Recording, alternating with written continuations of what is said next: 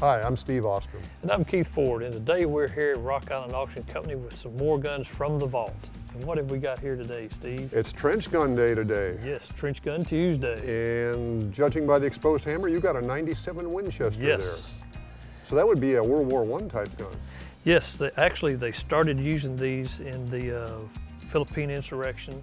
And, Oh. Yes, in the Philippines, and saw how good that they were in a close quarters battle. And whenever World War II started up and the U.S. got into that, these were issued with the U.S. troops. And Germany real quickly saw how much of an impact they were having and how devastating they were.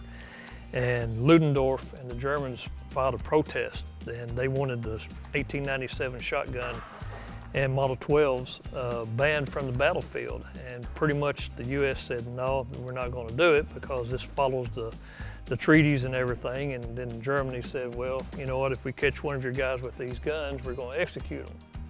So in turn, the U.S. government said, well, since you're using mustard gas, flamethrowers, and serrated bayonets or sawback bayonets, we'll light them up whenever we catch them. So everybody went on their merry little way. Uh-huh.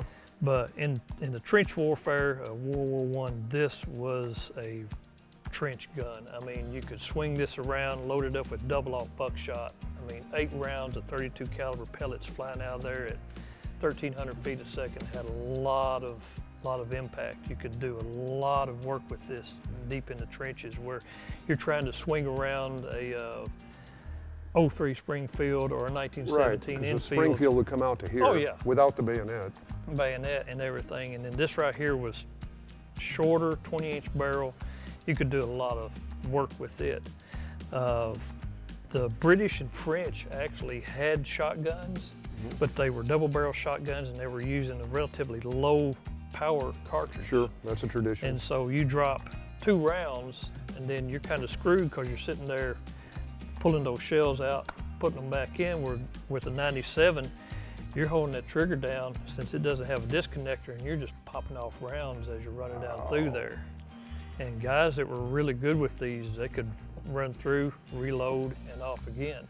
And supposedly guys that were really good with these, wing shooters, would shoot out German potato masher grenades. But oh man, that'd be sporting, wouldn't it? Yeah, but whether or not that happened is true, but That'd be hard on the nerves. yeah, that was kind of some of the legend on that. But they were really good guns, really neat guns, and did a lot in clearing out trenches in World War I.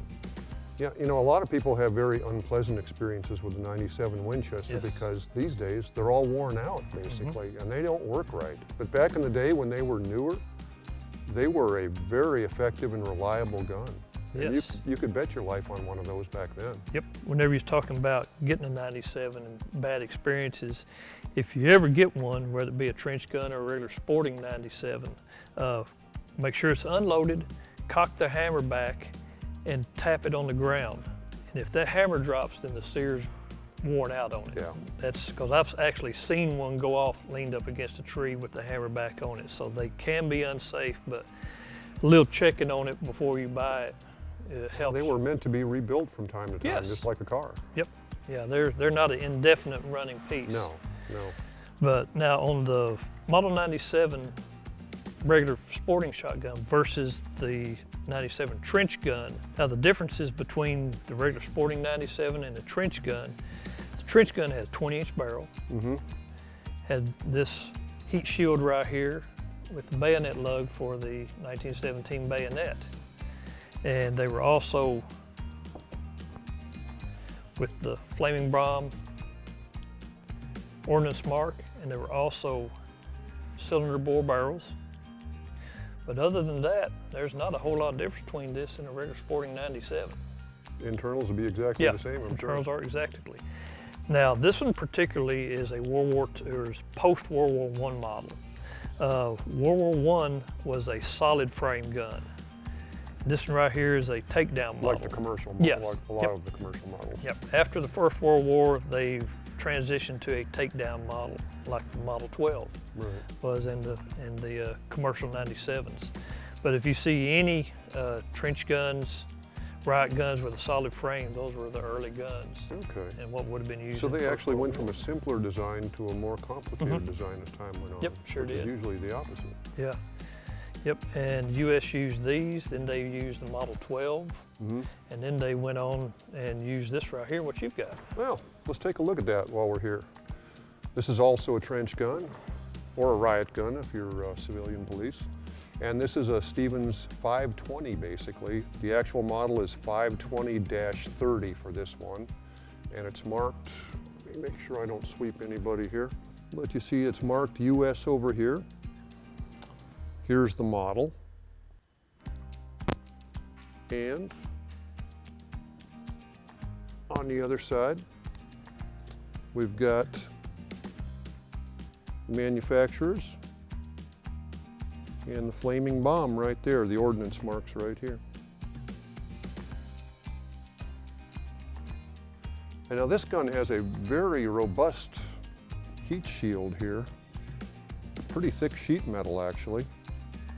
This plum color is normal for these guns on this age. Something about that alloy turned that color after it was processed. This is a John Browning design.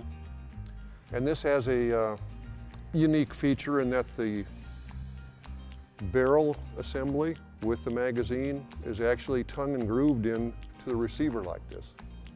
That's kind of strange, but that's the way John Browning put it together, and it is solid. That allows you to stand that receiver up, mill your grooves in there, and then this piece can just slide in there, nice and neat. And this gun was very effective during its days of service. Has a nice thumb safety back here. Very easy to operate, no hammer in your way really. And I think this was well liked. This served into Vietnam also. So. Now this is a cutout for the locking block on the I forgot that. That is your actually lock up there. Your actual lock up there. That's what it is. Something you don't see very often on guns. So when you work the action, all you got there is a mortise. Bring it back up, and you're locked. And these guns were used all the way up to Vietnam, I believe. They saw a lot of service, a lot of use, and they were well liked. They actually performed very well. Good old guns. Yep, really good guns, and like I said, they're widely available in the commercial model with the longer barrel, you know, the sporting model. You see them all the time at gun shows and gun shops. They're not particularly expensive. So if you're interested in this design, the trench gun costs a good bit more, but if you just go with one of the basic sporting models, you can get one for not a whole lot of money. You're looking at a couple $100 versus several $1,000s. Exactly, just because of scarcity. Yep, and they're quite a bit more reasonably priced than the 97s are. 97s with cowboy shooters and collectors now, they have just, the prices on them are just getting where you don't want to cut one down to change it over. That's right. The good thing about the cowboy action game is there's more people working on 97s now than there have been in the last 75 years. And if you've ever taken one apart, you really don't want to do it unless you're familiar with it. Don't do it at home. Don't do it, no. Don't take it apart. No. Oh, we'd like to thank Rock Island Auction House for letting us look at these and all the other guns here. We'll see you next time when we bring you another gun from the vault.